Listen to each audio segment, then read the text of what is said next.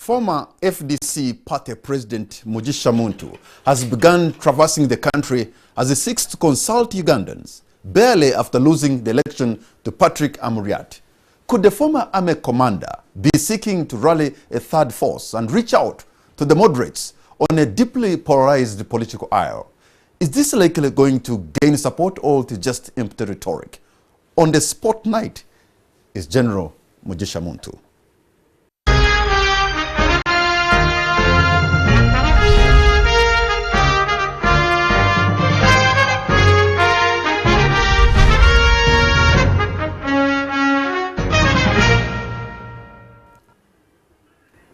General Muntu, welcome to the show. You are on the spot. Good evening. Thank you. Good evening. Thank you for honoring our invitation. And since we are still in January, allow me to say Happy New Year to you. Happy New Year too, and the pleasure is mine.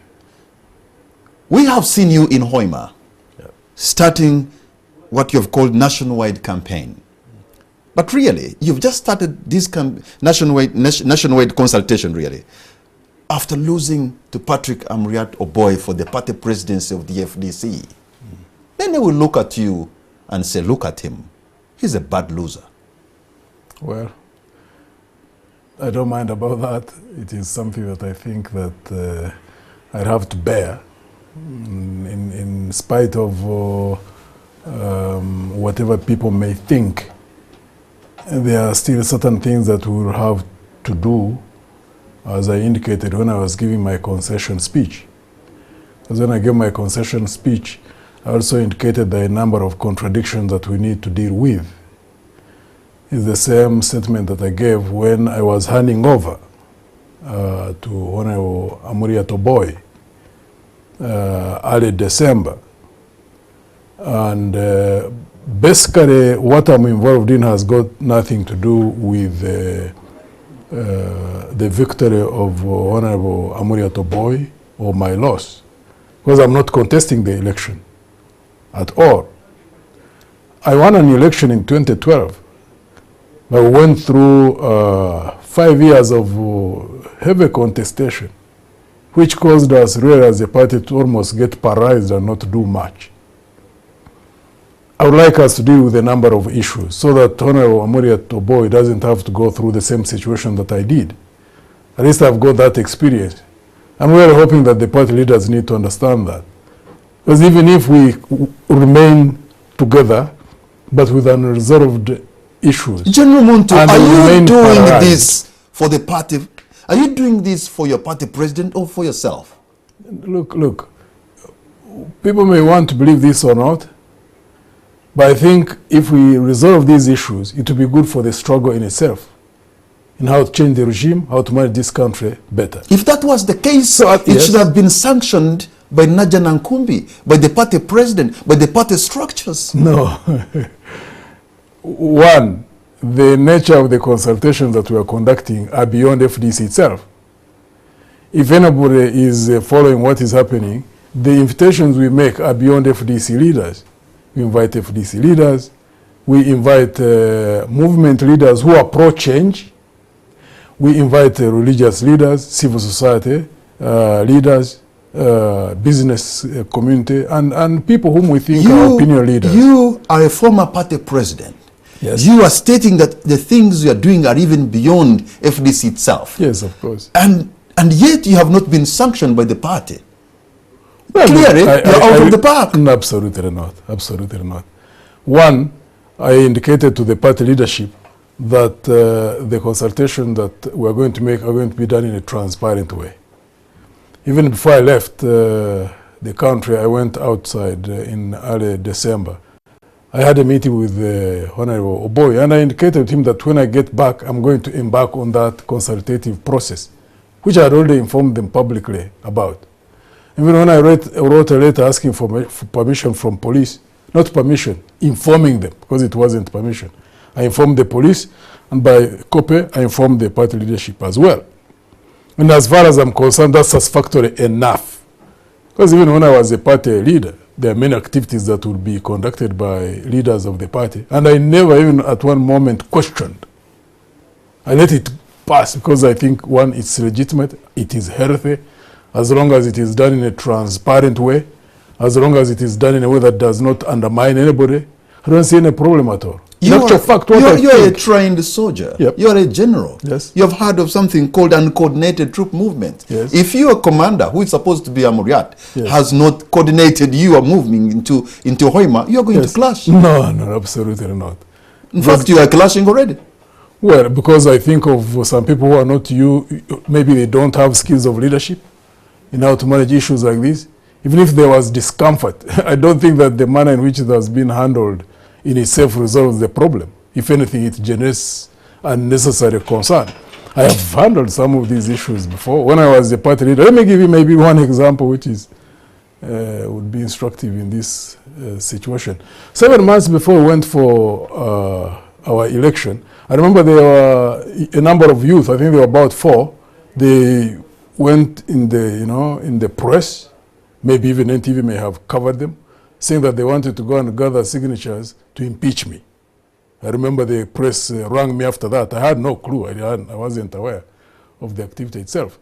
But I knew the problem that it could cause if we tried to impede them or stop them or do anything. I called for NEC, I briefed them, and I said you should alert the leaders that these young people, wherever they go, if they need signatures, let them explain. If they have legitimate reasons, they can gather signatures.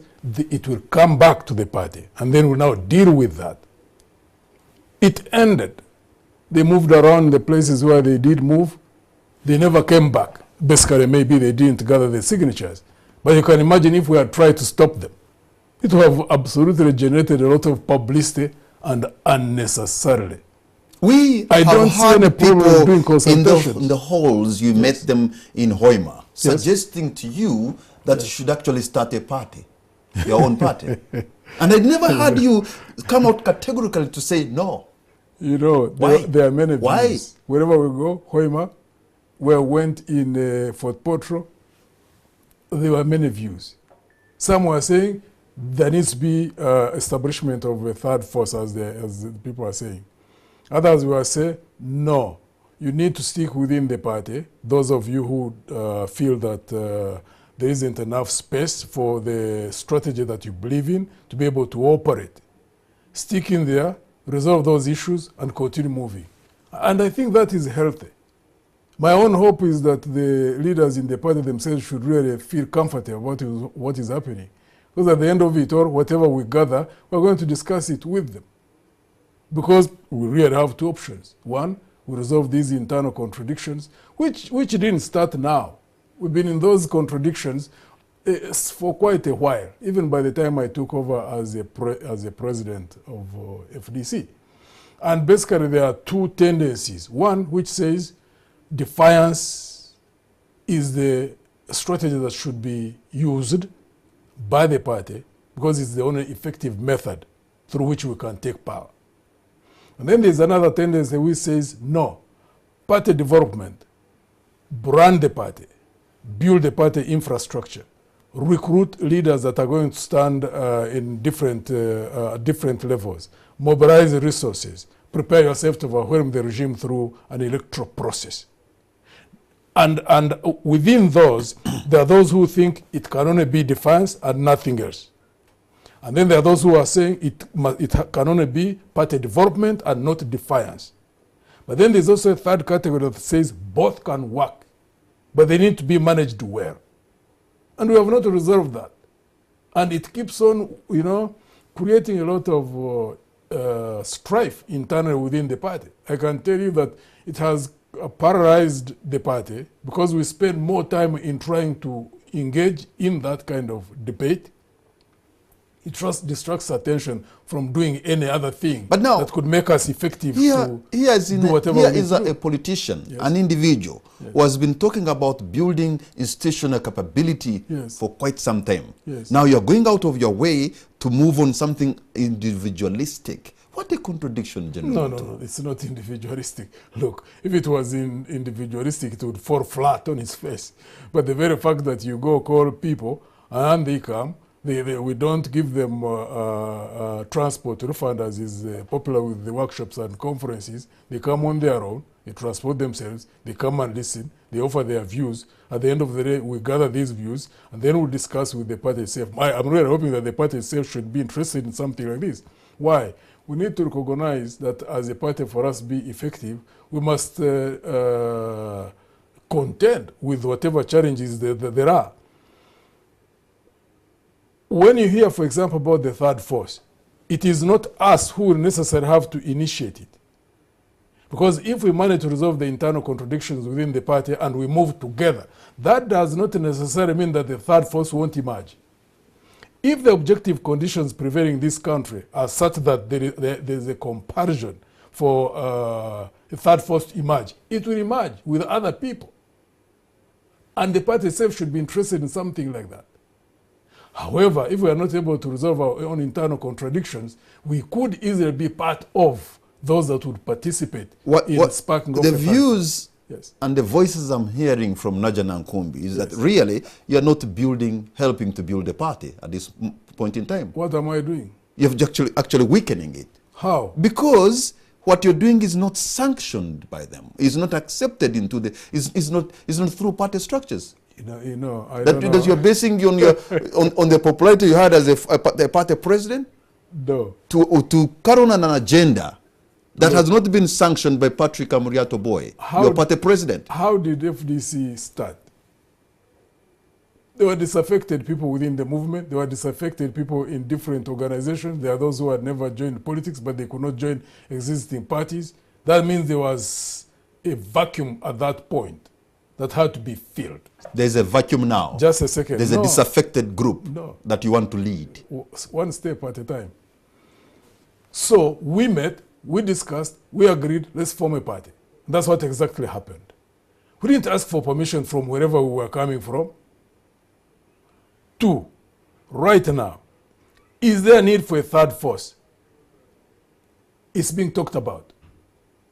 If it is simply excitement and the objective conditions are such that such a force cannot emerge and survive and thrive, anybody who goes in that direction, they will fall flat on their faces. In which case, I don't think it would be a problem for even parties which are already established. But any party which is in existence also needs to keep on studying the situation on the ground. So the first option is, how do we sort out the outstanding issues that have caused us to engage in internecine strife? So that instead of moving together in a harmonious way, we spend more time digging in, fighting on who takes control next. That's exactly what happened 2012 up to now. To find that one force is fighting so much to ensure that the ones who are in power fail so that they can take over on the next round. We could also engage in that. Will it be helpful to the party? And overall, would it be helpful to the struggle to remove a dictatorship? So should we put our heads in the sand and assume that there is no problem? There is a problem, and we need to contend with it and see how to resolve it. If there's going to be a third force, or even if it will not look at you, because now you've been trying to wrestle power from President Museveni for many years, because he's remained there and doesn't want to leave. There are those who look at Dr. Besigye also more or less like another Museveni in character, because he also maybe doesn't want to leave, getting off the ballot. And here comes General Muntu, who also, it appears, also the syndrome of the African politician is also getting in your head. You also want to stay in.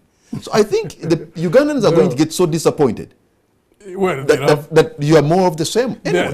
They have to contend with that situation, to be honest with you. Some of them may not really understand, but it's a situation that we must all get involved in. We'll have to analyze it as it is, not as it ought to be, until we reach a point when we resolve the issue of how to oust the dictatorship and how to manage power thereafter. But let's trace back. I have participated in this. This was the 5th time for me. I've lost several times, and I go behind the winner. Even now, I am not contesting Honorable Amuriat's victory. I'm not contesting that. But they are contending forces in terms of strategy. So you cannot dismiss that. How will you advance the struggle if you don't attend to a situation like that? How? You sit with the party president, Yeah. and whatever strategy you're going to move, you agree. But what we have gathered is that you have not agreed on what you're doing. It's not. It's really. This is not even about Honorable Amuriat. It's just coming at a time when this contention has been going on for years. It's not that it has started now. I have been trying to contain it. At least at the time when I was a party president, I had an understanding that the two strategies can work effectively if those who believe in defiance concentrate efforts in defiance, and those who believe in party development concentrate efforts in party development. Then you coordinate all those efforts. So we went into a contention standing on these two platforms, and basically Honorable Amuriat, who was standing on the platform that it must be defiance, that's the only way. We cannot have two strategies that it will create confusion. The platform I was standing on was that the two methods are legitimate, they cannot work. But we must conduct activities simultaneously with people focused on the different fronts and coordinate them. Of course, the delegates chose the platform of only defiance. Now, in practical terms, I don't know whether they understood the implications of that. We have to contend with that. We have to discuss it. You cannot simply wish it away. Because, I mean, you now, even when we are moving around, you meet, and don't say individualistic, because there are many leaders who just tell me, Muntu, if you want to stay in FDC, you stay. For us, we can't. So if there are leaders in a party who can't understand that dynamic, that kind of complication, so that we can deal with it, how will they manage effectively? You know, during your time as party president, even before, there were Ugandans of high name recognition that were in the party. I don't know if they still are, but I can remember some names. People like the Honorable Musinguzi Garuga, people like the Honorable Amanya Mushega, people like the Honorable Jack Sabiti, people like the Honorable Augustine Ruzindana, people like the Honorable, those people who are no longer, you don't hear them anymore. Yep. And yet they have values, they have expertise, they have a wealth of experience in Ugandan politics. What happened? Is this party really growing? They must be aware in terms of growth, whether really we resolve our internal differences and continue moving within FDC, or whether we move separately. FDC itself as a party has got to contend with that situation. Because since 2006, I think that was the last time when we had a big group of people at the leadership level who broke off from the movement, and others who came from different parties. That's when we formed FDC. Since that time, we had maybe have a few individuals, one or two. And yet, we have got a number of people who are disaffected within the movement. We have got many people who, rather than join us in the opposition parties, this is not a question of one FDC, even other opposition parties. They would rather go independent. So we have to ask ourselves that. Why don't we have people who break off from the movement in large numbers to come and join the opposition parties? What is the problem? Any serious party would have to ask itself that. And if it finds out the real reasons, it has got to deal with those. If it requires rebranding, then it would have to do a rebranding. You are at the party helm for some time. Yeah. You should be knowing what the weakness is. Why are you not able to attract? Because if you can't recruit from the NRM, believe you me, the party cannot grow. Of course not. I mean, at the leadership level, it hasn't. But in terms of the masses, there are people who really been coming over, who've been supporting us in terms of the elections and all that. But in terms of leaders to run, for example, to MP level, LC5, LC3s, yes, they are at the lower levels, some. But when it comes like to members of parliament, LC5s who haven't been having the leadership caliber people who've been, crossing over. But that's an indictment to your own leadership. No. Maybe we have not analyzed the situation as well as we could have, but we still have to keep on analyzing until we hit the right, make the right analysis, and then deal with it. Because you have to deal with it if you want to grow. You have to deal with it. General Muntu, I keep referring that you are a soldier, and what you are doing Yes. is what militarily people would call that a general has gone renegade. If I was in the army, I would be acting different, but I'm not in the army. This is politics. The army is different, structured different. Even the way I've been managing FDC, I wasn't managing This it is as similar. a soldier. Similarly, Let me tell this you, is when we say you've gone renegade. if I was running the party like you'd run an army, I can tell you that it would be, I mean, it would be, an army is literally a dictatorship. More discipline. It's different from politics. There's You know, more. it's There's highly more. There's, it is highly regulated. It is highly disciplined, and this what is, Yes, and that's what also- is, and this what is lacking, And also regulated. and that's what is lacking now. I really can't understand why people are sticking this issue of people going out and making consultations like I am doing, more so if it is in the open. Okay, I am General doing Muntu. it, let me tell you, I am doing this openly. At least that I have levels of discipline to ensure that it's done transparently, it's done openly, and I inform the party. There are things I can't go into. If I was bring you examples of a number of leaders who are now shouting when they were doing things clandestinely, I mean, it wouldn't solve the issue that we are in already. There are already enough contestation. There are already a lot of emotions which are being raised by some of these issues. I want to go in that direction. We're going to take a break. But it is done openly, it's done transparently. That's what I care about most. General Muntu, we're going to take a break. When we come back, I'll be asking, what if the third force asks you, the people you're asking, to start another party? Will you listen to them? Will you carry forward their views? We'll be right back.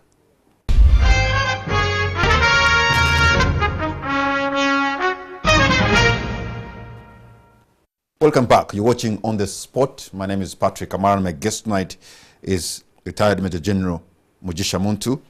And we are discussing about the consultations, nationwide consultations that he embarked on recently. If the people you are consulting tell you that, yes, it's time, you break away from FDC, you start another party, what happens? Well, we'll gather views. As I've already indicated, there are a number of people who are saying let there be the beginnings of another political force. There are those who are saying no, hang on, resolve the internal contradictions and move together within FDC. So we'll gather all these. We'll discuss with the number of colleagues that we are working with who are of the same thinking. And we will analyze and see the best option to take. If it is to say, okay, let's give it time, let's go in and see if we can resolve these issues, we do that. If we find that that is possible, yes, we do that. If we think that the point at which we have reached there are irreconcilable differences, and also considering the number of voices we would have had, and we decide to chart a new path, then we choose to do that. And then again, we'll have to talk to the party leadership and tell them this is the decision we have made, and then move out. And then start afresh. And then hoping that we'll still have to work with all other pro-change forces. Do you have a position now in the highest organs of the party? Do we have what? Do you have a position which you hold in the party organs? No, I don't. So you do not have a platform? You, at the highest point of the party, you do not have a voice? So how do you present your views if... No, in this particular case, of course, I would seek for a meeting with the party president. I would inform him, and he's the one who would know how to manage that. You want to inform him when you are bringing your views. You did never ask him for permission to go and meet the people. No, you can't. It's not I informed him. I can't ask for permission. I mean, you know, it's not an army. It's not police or another uniformed institution. That's why you go asking for permission. There are people during your... You can make consultations. I have no problem with that. During your tenure as party president, yes, there are people who always said that Dr. Besigye and other party leaders were undermining your presidency. But there are some people who are going to say, General Muntu, you're undermining the presidency of Amuriat. Look, first I'm not going to go into what has happened in the past so much. Maybe I may make a few references now and now and again. What I am doing, I could be doing clandestinely. I don't operate that way. I operate in the open. First, I inform the party leader. Two, I will inform him of the outcomes.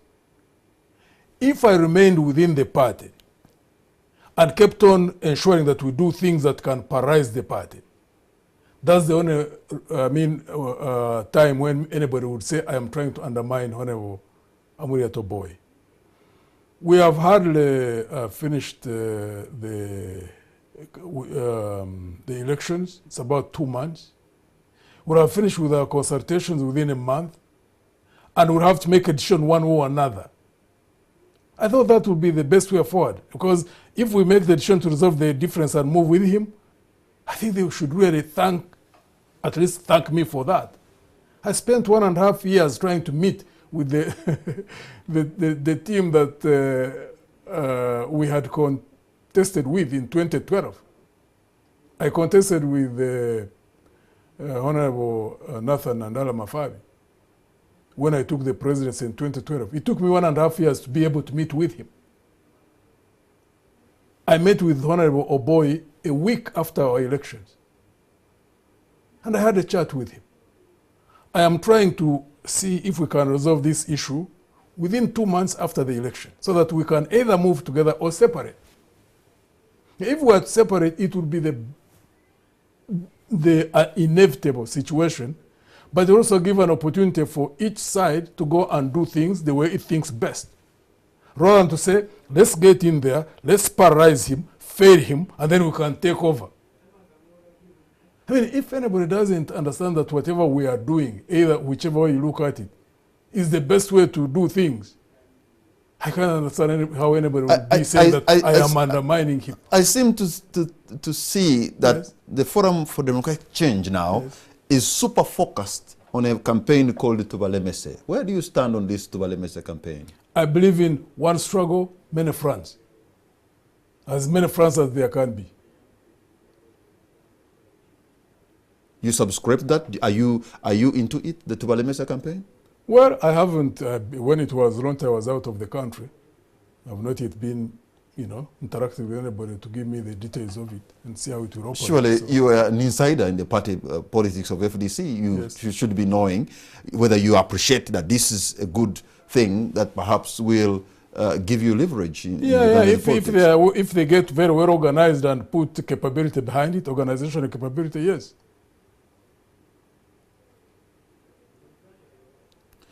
So ultimately, what do you want to see happen Where? in your party? That there would be internal cohesion, that we can discuss whatever contradiction that are there and they are resolved. If it would work now, because it failed in the past. So I would like to see people who would understand that these different strategies can be conducted in different, on the different fronts, and that they can be coordinated. But considering the decision which was taken and the platform on the basis of which a campaign was launched, that there can only be one strategy, that if you conduct two strategies, that will cause confusion, you have to deal with the reality as it is. Did you leave? I'm a realist, Did you leave your party stronger than you found it? I am hoping so. But that's not That what. can only be judged by people who are. But that's not what your party members think. Well, And in fact, the continuation of what you're doing, I've had your adversaries in NRM, now they thinking now FDC, you're actually sinking deeper and deeper. No. Let me tell you that, one, the situation as it stands in the country is in favor of change, of the forces of change. I have no doubt about that in my mind. When you look at the poll which was carried out when there were the attempt to amend the constitution in parliament, about 80% of the population was against that amendment. Situation is largely in our favor on the side of the opposition. We have to put our act together to exploit that situation. Either singularly as FDC, jointly as all opposition forces, old and new, even if new forces emerge. Still, we have to see how we can all best coordinate and put our effort together to change the situation in terms of getting rid of the dictatorship and also managing the situation after the exit of the dictatorship. Because again, that's where there are differences of opinion, because there are also people who are concentrating on nothing else other than regime change. And a number of us think that, you know, that's a mistake. You have to spend all the time in the remaining time before the exit of the regime, whether it is 6 months, whether it is 1 year, whether it is 3, whatever period, that you do things simultaneously.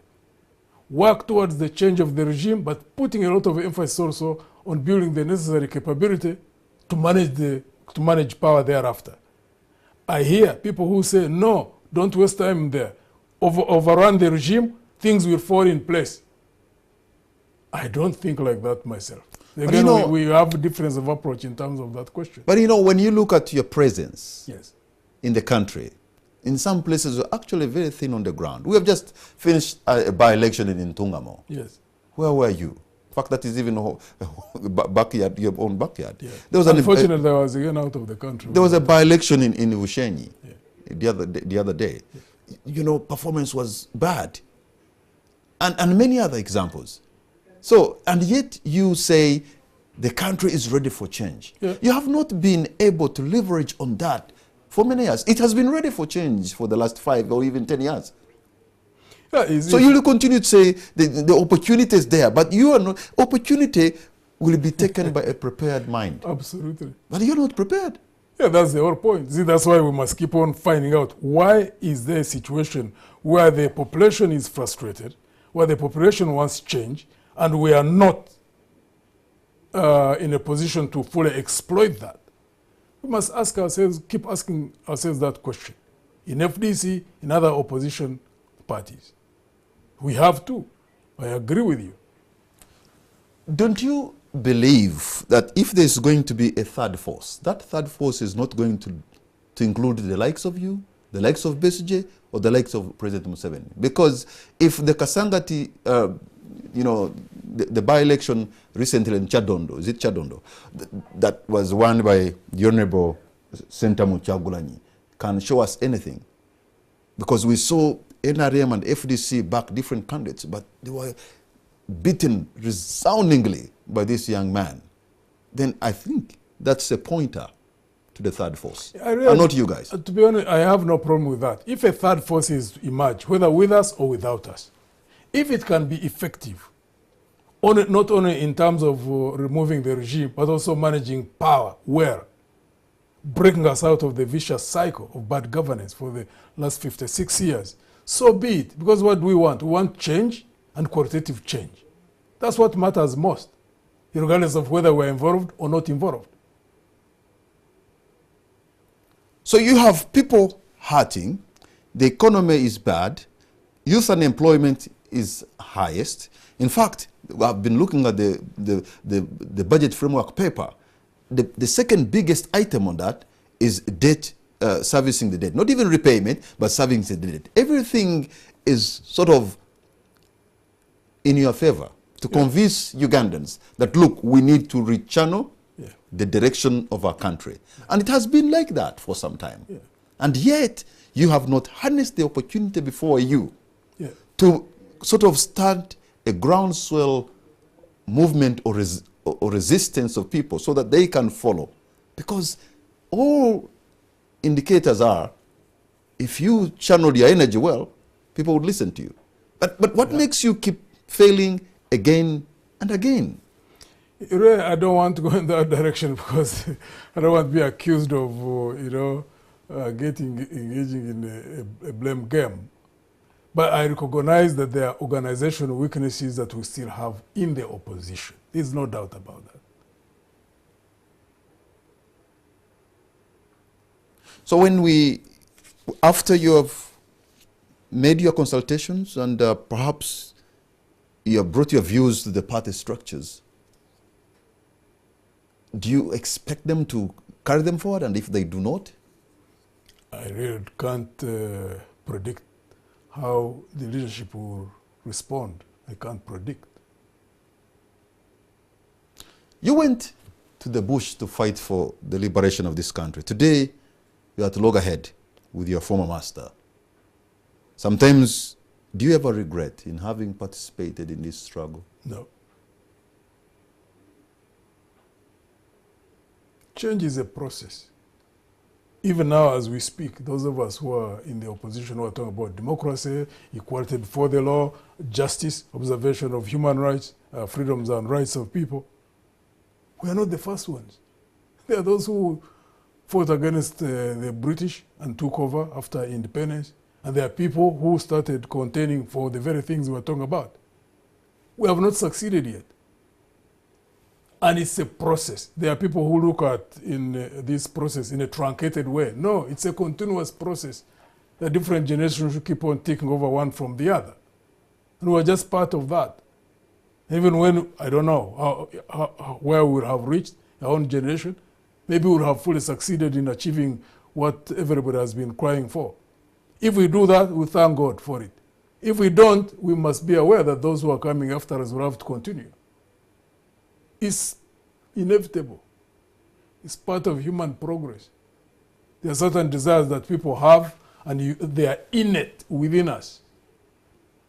And people keep fighting for a better future than those whom they would be taking over from. It's part of human nature. I can imagine, or even here, somehow, the president thinking that if anybody emerges from FDC as a presidential candidate, I can imagine people in NRM saying, bring them on, because they have beaten you before. They have a record to show. Not one, not two, not three, 4 of them. So I have a feeling that they'll possibly implode before we even reach that. Why do you say that? Possibly I read things different from other people. I see many people who are desperate, think, oh, Museveni has again changed, which is, of course, which is true. We are sitting on a time bomb, I think. I don't know when it could go off. We must do everything humanly possible to diffuse it. You know, you have been speaking about the time bomb. Yes, time bomb do you know where we are now? Do you know where we are now? Getting closer and closer. What could be an implosion? And that's why I think we should work faster than ever before. Utilize every moment. Get out of this quarreling all the time. And focus on how we can put our efforts together and possibly holding this country together in case of an implosion under Museveni himself, even when he's there, or possibly after. I don't know which will happen. Because you read the signals are so clear. I don't know of any regime in this country that has ever been ousted, whether through a military coup like happened in 71, or through war like happened in 86, or even 85, and then 86, where the signals would not have been clear.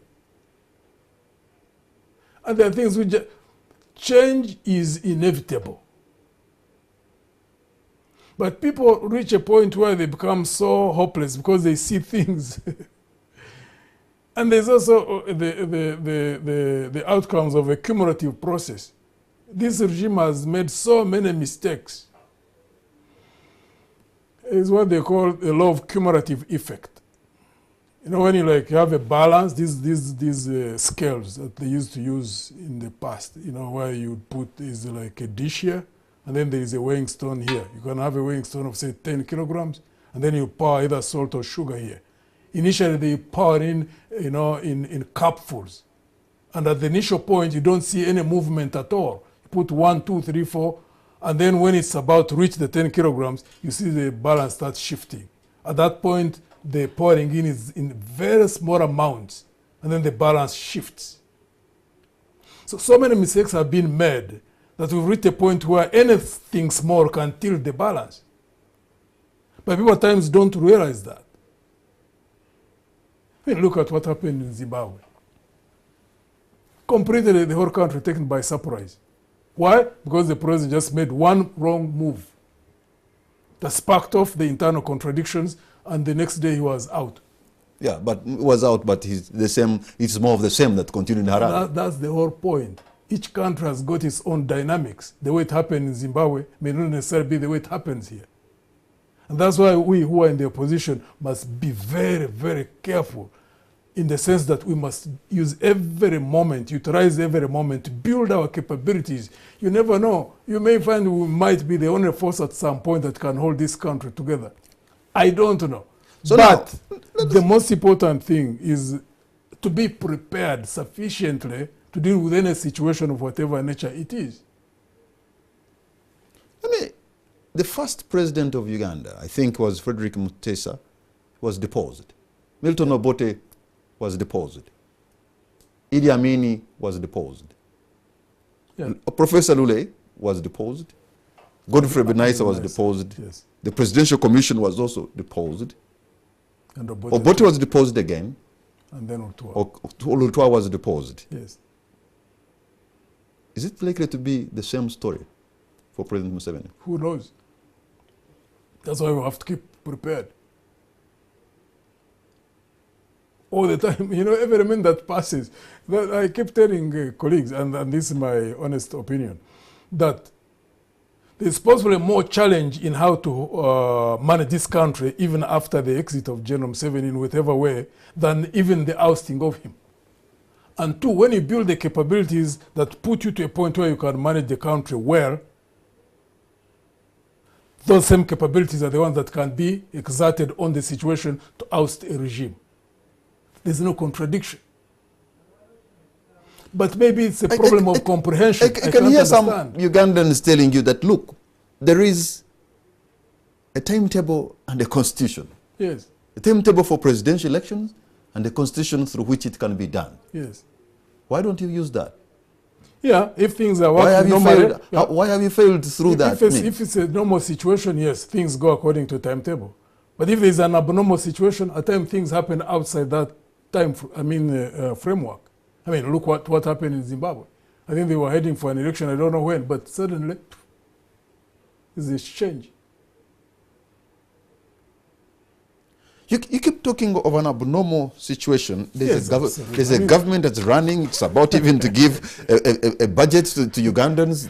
You know, Look what happened in December. Do you think there's a graduation process going on now? Do you think that was a normal situation? What happened in Parliament in December? You have 317 Yes. members of Parliament voting for the constitutional amendment against how many? 70 to 80% of whom don't believe in how they voted, I suspect. If you were to meet them quietly, separately, they'll just be telling you, this country is going... General Muntu, that yes. is what you suspect. Yes. But there's what they clearly had to do in the open. Yes, that's the whole point. If you find 317 And big, members and majority fearful of them to be firm and vote for what they believe in, or who are so vulnerable that maybe they are looking at how to survive. Do you think that's a normal situation? Fearful of what? I saw my friend Sylvia Ruavuogo stand her ground. Yes. She's a young lady. Yes. She's from Kabarole, which used to be a firewall of the NRM. Yes. I think maybe it still is. Yes. But for standing her ground, saying, you know what, I'm representing my people. And we salute, actually. I mean, what do you mean fearful? Personally, Because power belongs to the people, they are representing them. Yeah. They were given money, 29 million shillings, to go and consult, and they brought the views of the people. Yeah. And I personally salute the 29 NRM members who stood their ground and voted no. We have to salute them. But the 317 have fears, I think 70-80% of them, of whatever nature. Some fears of the unknown. There are all kinds of fears. Some of them think that if they don't vote that way, they are going to be fought and they lose an election. Some of them maybe feel vulnerable, they may be in debt, they want money, they want to pay debts. There are so many reasons why. Others fear authority, that alone. The people who simply fear authority, who cannot do anything contrary to what the authority says. So it simply is a reflection of where we are at as a country. Because that's the top cream. Parliament is part of the top cream of leadership of a country. That clearly shows you that there is a crisis of leadership in this country. So for those leaders whom you think are wobbly and then fearful, how do you give them a spine of steel? It's a societal problem. We have to deal with it, all of us.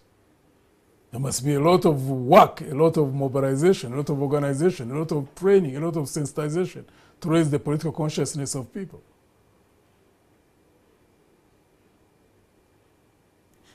At one point, you wanted to run for the presidency because you contested for the flag bearer position, but you lost to Dr. Besigye, which means you had the ambition of leading Uganda. Do you still have that ambition to lead this country? I still have the desire, yes. But your party has actually not yet seen you, found you ready. Yeah, it's their legitimate right. So you'll keep going to the people of FDC, asking them to be... No, that's not the only thing. I mean, contending for the presidency is not the only thing. The most important thing is continue building capabilities in the institutions where we are. Because I'm also one person who believes that nobody is going to be able to take the presidency of this country and manage the country well unless you build the necessary capabilities within an organization or working in connection with other organizations to have the capability not only to oust the regime through an electoral process, but also to be able to manage the power thereafter. Where? Because it's not just a question of being in power. I mean, we've had so many governments in power, but none has yet broken out of the vicious cycle that we've been in. So that's why we have to prepare ourselves all the time. I don't agree with the colleagues who say, no, the problem is Museveni, the moment he's out, everything will be okay. Nothing happens by accident. Everything that happens, if it is you're going to move a country from the mess in which it is and put it on the right track, it must be an outcome of a lot of effort, a lot of conscious decisions that would have to be made to do a number of things early enough and in preparation not only of how to take power, but also on how to manage it. So, when you are president of the party, there are always allegations. In fact, many called you a mole and all things like this. Now, when you start, shooting in different directions, probably uncoordinated, like some people would think, again, they'll be pointing at fingers. I hear that. Look at him. Even now I hear it. But I'm not going to be, diverted from the things that I think. And others will be saying, we told you. I have no problem with that. I don't really most times care about the judgment of people. Image is everything. I know, temporarily. But, down the road, 2, 3, 4 years down the road, if you are doing the right things that need to be done, even if you are misjudged at some point, in the future, if you take a path which is correct, it's risk. Most times it's risk. You can be misunderstood. But if it is the right thing, down the road, people look behind, and now with the benefit of hindsight, they recognize that what you did was the right thing to be done. You remind me of a story I've heard from you guys who were in the bush. That every time your uniforms would be torn and you don't have enough resources and here and there, that maybe a commander would come and say, Mzee anapanga. Looks like, and maybe he did, it looks like now the people who believe in your brand of politics, they are living on the hope, General Muntu anapanga. But what you're working on is not coming out. No single individual can do that. I believe in teams. That's why everything that I try to do all the time is to ensure that you build teams.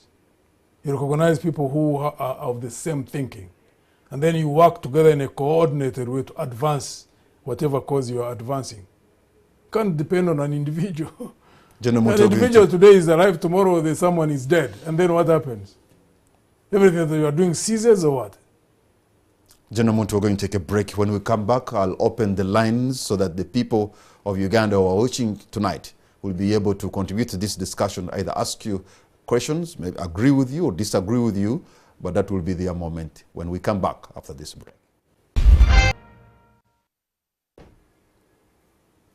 Welcome back. You're watching On the Spot. My name is Patrick Amara. My guest tonight is former FDC party president, Mr. General Mugisha Muntu. You have spent some time talking about building institutional capabilities and, you know, grassroots movement and all that kind of thing. And some people have written on social media that are quoting you actually, that if President Museveni left now, I don't know by what means, whatever way, that this country could be like Libya. How did you reach that conclusion? No, actually, I think there's something running in the social media to that effect. But they misquote a message I sent out in the social media through Twitter and Facebook, which was talking about this change process. And I don't know whether it's deliberate misquotation or whatever, but the context of it is that as we fight to remove General Museveni, that we must simultaneously work to build the capabilities to manage the change process itself. I think maybe they deliberately omitted that. So that has always been my stance. And even now, every day that passes, every week that passes, every month that passes, whatever period it takes between now and the time when General Museveni exits, whether it is 6 months, whether it's 1 year, whether it's 2, whether it is 3 years, we must know the challenges that we face as a country and therefore dedicate a lot of effort in building those capabilities. But is it to not only in the ousting process, but also in the management of the post-Museveni period? Building capability therefore becomes necessary. I don't agree with colleagues who say that, you know, the moment General Museveni is out, is the only problem, everything will fall in place. I can't understand how people can even think like that. Because we have had regimes, one after another, and nothing ever changes in a positive direction. Things keep on getting into on a negative path. So we should learn from that. But there are some people in Uganda who are scared of the brand of politics in FDC. I've heard them, especially with all respect, you have seen the youth in Kawempe, in the constituency of the Honorable Mubarak Munyagwa. Well, there's unemployment, yes, but apparently I'm told they were declaring their own seceding from Uganda. You've had, you know, the brand of militarism, you know, that is within the FDC. Because we have seen so much with wars and military coups and all that. And that scares Ugandans. But that is the big force of FDC. That is the force actually which won you. The situation may actually worsen. I mean, if the way the economy is facing a lot of challenges as we speak, the levels of unemployment rising, the levels of frustration and anger rising, that's a dangerous mix.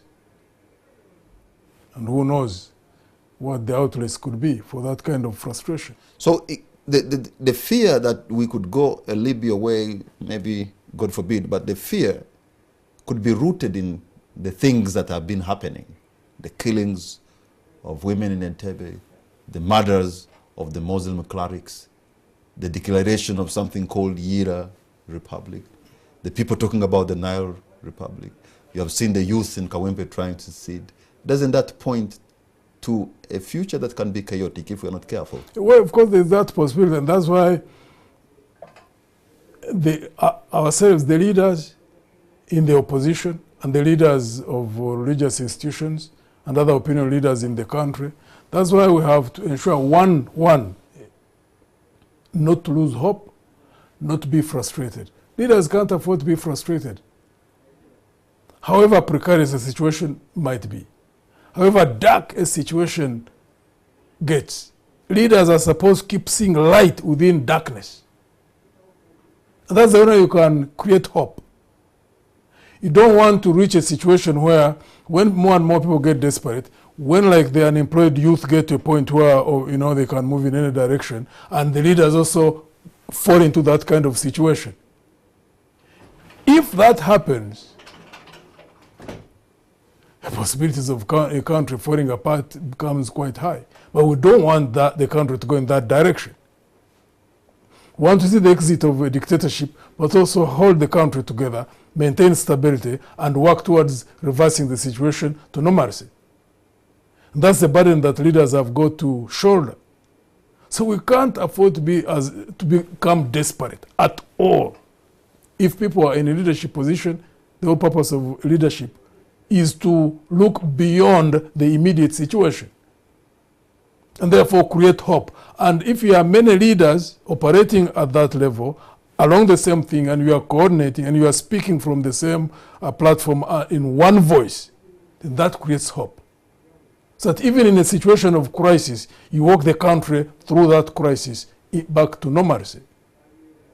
If FDC or the opposition had about maybe closer to half of the members of parliament being subscribing to your brand of politics, yes, or maybe half to the district chairpersons, or maybe half to the municipality MPs, we would think that maybe that would give you an indicator that you are getting there. But look, actually during your presidency, the numbers decreased in parliament for FDC MPs. Yeah, we fielded more candidates than ever before. Unfortunately, we only got, I think, 36 members of parliament. It's about the end result. You didn't perform like your previous leaders. Actually, even in 2011, we had got 36 in the election itself. And then we added in about 4 during by-elections. But the performance is not really, good. It is not something that we can so much celebrate about, considering that the parliament is 400 whichever way you look at it. Even if you increased your capacity by 100%, yes, which will still give you like 74 MPs, yes, you'd still be so low in terms of you remember the other law of cumulative effect? The moment we get well organized, I can see you now in opposition in perpetuity. No. I mean, look, suddenly we have just gone through a rigged election. But of course, the movement strongholds, when you see that when they were trying to tamper with something that was so critical, how the population tried to resist that, but unfortunately their leaders were compromised in parliament. Who knows what is going to happen next, more so if the opposition is well organized and well coordinated. Things never seem to go right for you most of the time, as if you become victim of Murphy's Law. Anything that could go wrong always go wrong. When you want to have a coalition doesn't happen. Instead of having cohesion does not happen. You win a party presidency, and then some of your leaders doubt your leadership, or even doubt your commitment to it. But I'm going to open the lines. You keep at it. You don't give up. I'm going to open the lines so that Ugandans all over and even beyond, for those who are watching from around the world, could be a part of this discussion. The numbers are on the screen, so you can tell us what you think. I'm taking the very first caller online. You tell us your name. Hello, sir. What's your name and where are you calling from? A very good evening, Kamara. How are you? Good evening, sir. Can you go for it and be very brief, sir? Okay. My name is called Richard Kemaro. Yes. My greetings to my party president. Okay. Mugisha Muntu. Now, first of all, the reason to why we didn't believe in Mugisha Muntu is his software of tampering the dictatorship. The software of Kamara, you cannot talk of building the grassroots structures under a dictatorship unless that dictatorship is blind. The dictator himself cannot allow you to build structures to come and take over his power. Okay? That's one. Number two, and maybe the last one, Mugisha Muntu is a very good person, and I really pity those who called him a mole. He is not a mole at all. He is a role model, a father figure, but he only lacks some wisdom on how we should test the dictatorship by not using that soft hand. You seem to suggest that you seem to suggest, Richard, that the general is lacking the militancy. Yes, he's no longer the General Muntu we knew during. By the time he was the army commander, I was about in P6 or P5. But he is not the Muntu we knew. The Muntu who would kind of act accordingly. The dictator, rigged our election. Here we are, we have a president who is tampering him. What do you expect of the FDC fanatics? All right, thank you very much. Thank you very much, You're Richard. welcome, Kamara. Thank You're you very welcome. much, Richard. And General Muntu will be responding to you shortly, but let me take some more callers so that maybe he can respond at once to a couple of callers. I have another call online. Hello. Hello. Hello. Good evening, sir. What's your name and where are you calling from? Patrick, I'm Jonathan calling from Kisaki. Yes, Jonathan, you're on air. Yes. Now, General Mugisha Muntu is right in one way or another. But the challenge is you cannot be so smart when you're attacking a lion. It will eventually see you and eat up you alive. So the only way to go about a dictatorship is laying ambush. Systems are good, well. But there is a way that you have to approach that you can overcome a very big, heavily exploited government like that of Museveni. Okay. Thank you very much. Our caller there from Kisasi. I'm going to take 3 more, and then General Muntu will respond to you at once. I have another call online. Hello. Hello. Hello. Kamara. Good evening, sir. Yes, I would like to tell General Mugisha Muntu one thing, that he should stop talking about Uganda becoming a Libya, because we have already become a Libya. People are getting killed every day, investigations are going on, no one has ever been apprehended, the collapsing economy. I mean, we are already in a state where Libya is. Is there any difference between Uganda and Libya? Eh? Who is this? Some of us are thinking of becoming the suicide bombers, and we start bombing these people who are holding on to power. I mean, they are imposing themselves on us. What does Museveni want us from Uganda? Mugisha Muntu help us take out this dictatorship. Whom am I talking to tonight? He thinks that for him is somewhere in Benghazi of sorts. All right. Let me take another caller online. I have a call online. Hello. Good evening, sir. What's your name and where are you calling from? Shali from Kisoro. Shalita from Kisoro. Mr. Mugisha Muntu is a very good man, a very technical man. Only that he lacks that, maybe because he's trained. But when it comes to exercise politics, politics means going to ground. But being technical is a very good man, and I pray to him, I request him not to not leave the FDC. Be there, you are going to help us, you are very technical, you are a good leader, you are a very good advisor. But don't leave FDC. Advise you. Thank you very much. Thank you very much. Our caller from Kisoro there. Okay. My producer telling me I could pick some 2 more, because there are quite a number of people who would want to speak to General Muntu tonight. Maybe I agree with you or disagree with you. We cannot know at this moment until we pick their calls. So let me pick 1 more. Hello. Hello. Good evening. Yes, Mr. Kamara. How are you? Whom am I speaking to tonight? This is Mr. Robert. Robert, where are you calling from? I'm calling from Lansing. Okay, you're on air, Robert.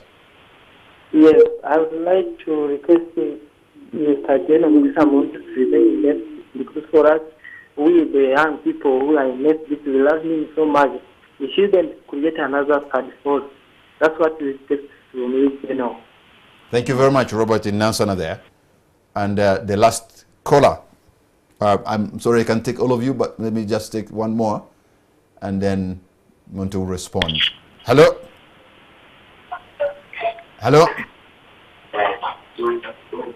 Okay, looks like that one is not ready to speak right now. So I pick another caller instead. Hello? Hello? Hello? Hello? Good evening, sir. What's your name and where are you calling from? Yes, Kamara. Yes. Just one thing for General Muntu. Who is this, sir? The praying eyes are watching, and whenever there is conflict between the opposition, it's to the advantage of the dictator and his accomplices. So, General Muntu, it's not bad for you to go countrywide making consultations, but please think twice if you are leaving FDC. Think twice. Okay. FDC belongs to you, and you belong to FDC. One time, soon or later, you will make FDC a great party, which will be in power, and Mugisha Muntu will be one of the people who are pro-change. Your name will be written on the wall of fame.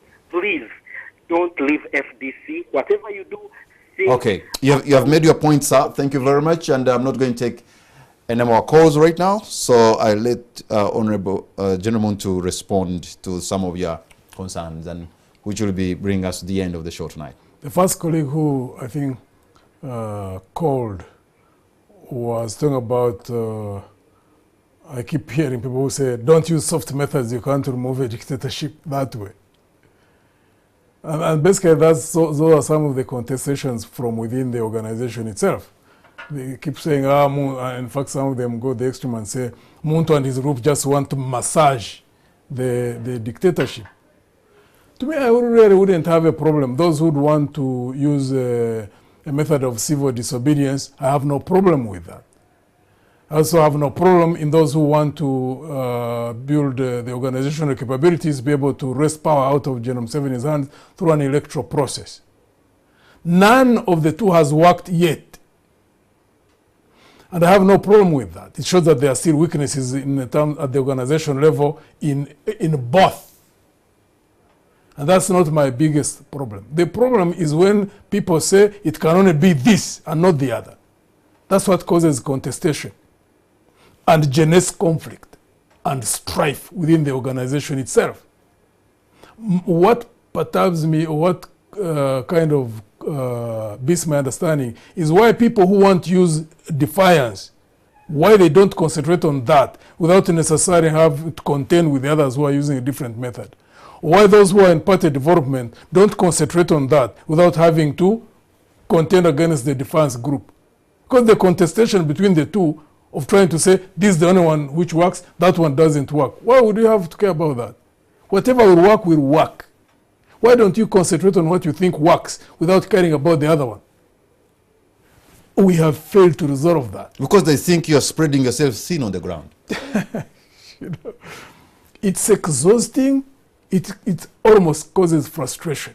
Because you see, when you get in this contestation, you lose focus in what you could be doing. I just can't understand that. If you have a military and your troops and your troop numbers are low, I thought you bring them together and you put your point. People have got their own beliefs. They have got their own inclinations. There are people who don't believe that they can go, for example, in defiance of whatever nature. You are not going to force them to go in there. There are also those who think that they must make confrontation. And you're not going to convince them to go into the boring work of going down at the grassroots to build a branch. You're not going to force them to do that.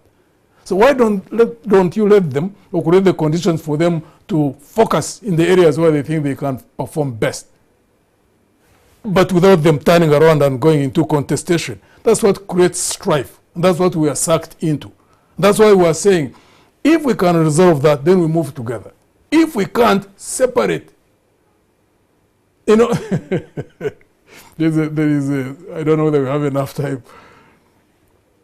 Maybe, if I may recall a story in the Bible, I think it was Rebecca, and there were the twins, and they were involved in fighting within the womb. And I think they say that it seems there are two nations within the womb. And when, of course, when they were born, Esau and his brother, I think brother of Esau was Jacob or Isaac. I don't remember exactly. So they come out in, Esau is the eldest and the younger brother. Of course, the contestation continues, and eventually Esau sells his birthright, and the younger brother is the one who inherits. But the point is that they were contesting within the womb, and the Bible says that there were two nations until they got born and they separated ways. Each one went his own way. Of course, they eventually all prospered. So maybe if there is contestation to an extent that they can't be coexistence, maybe separation would be the best way. I don't know. And that's why we're involved in consultations. And that's why once we get the outcomes of consultations, we'll have to discuss with the party leadership. And as the colleagues who are advising that stay in there, I am not someone who makes rush decisions. Every time I make any decision, it is well considered. I'm not a person who is reckless. So whatever decision we make with the colleagues, it will be well considered. Is there a likelihood that will be misunderstood? Yes. Whichever decision we make, I can tell you, it will be misunderstood by many on each side. So it looks like whichever decision we make, amidst the misunderstandings that there would be, that's something that we'll have to bear. Until a time in the future when, with the benefit of hindsight, people will understand that what we would have decided was the correct decision. That is, if it is the correct decision. Because if it is the correct decision, it will work. And it will create strength rather than weakness. If it's a wrong decision, we will fall flat on our faces. But we will also be psychologically prepared to absorb that. Okay. Our time is out. General Muntu, what's going to be your concluding remark on the show tonight? I'd like to thank you for hosting us. Also to talk to the leaders in the party in FDC, the supporters in FDC, and the other pro-change forces, that we should not be so anxious about what is happening.